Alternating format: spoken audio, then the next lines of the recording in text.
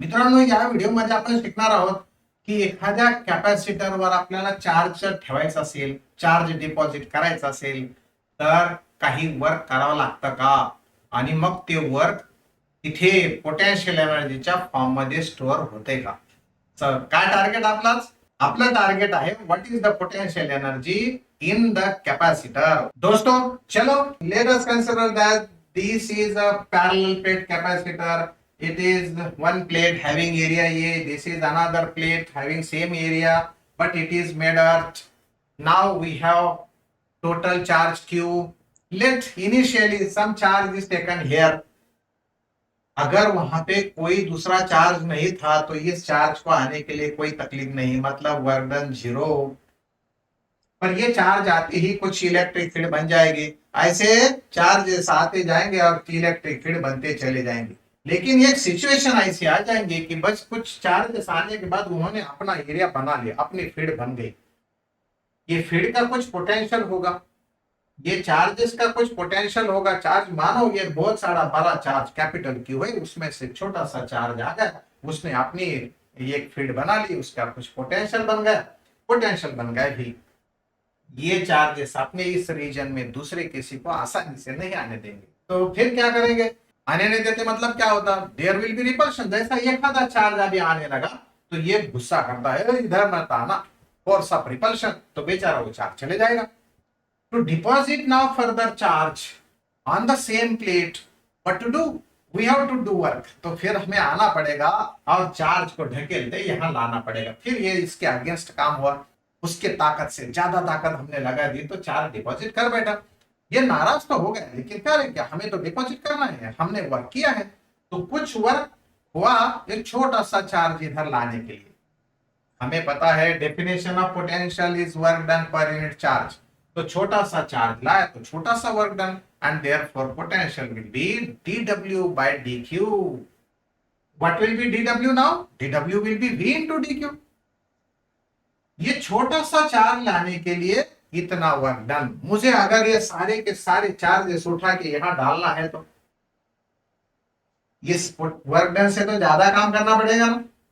तो कितना काम करना पड़ेगा? Integration of that. So therefore total work will be integration of that v into dq from zero charge to total q charge। So here v into dq from zero charge to total charge। दोस्तों, लेकिन क्या ये v constant है क्या?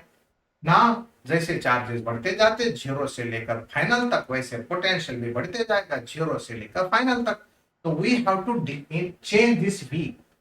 दोस्तों, capacity की definition है charge per unit potential. छोटा चार्ज है छोटा पोटेंशियल, तो कैपेसिटी होगी q by v, and therefore v will be q by c। this c is not changing, c is independent of charge and potential। c is a capacity, and capacity depends on only area and distance between two plates with the dielectric constant। चलो दोस्तों, ये v replace करेंगे यहाँ पर, तो work होगा integration of q by c dq from the limit 0 to q।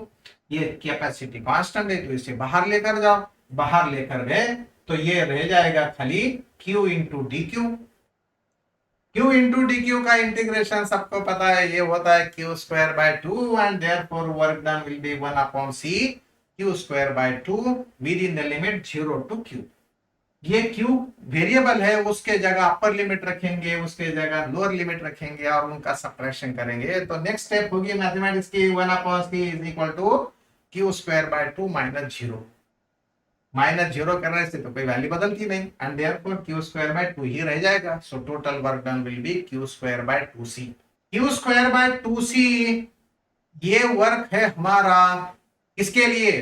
Total charge q deposit करने के लिए।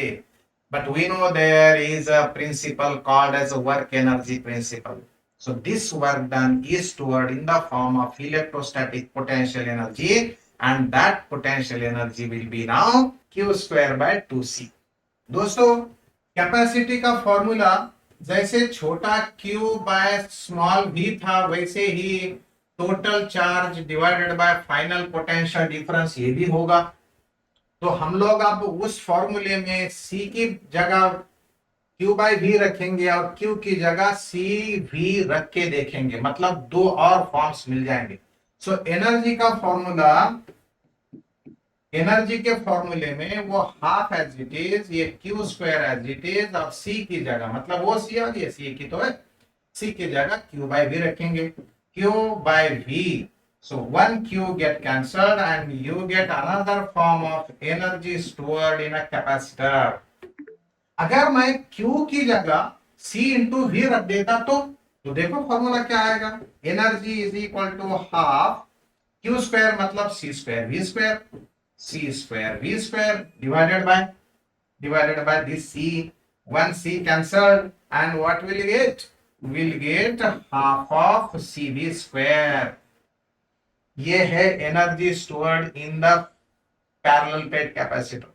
अपने मैकेनिकल काइनेटिक एनर्जी के जैसे तो है half M V square, half M V square analogy है।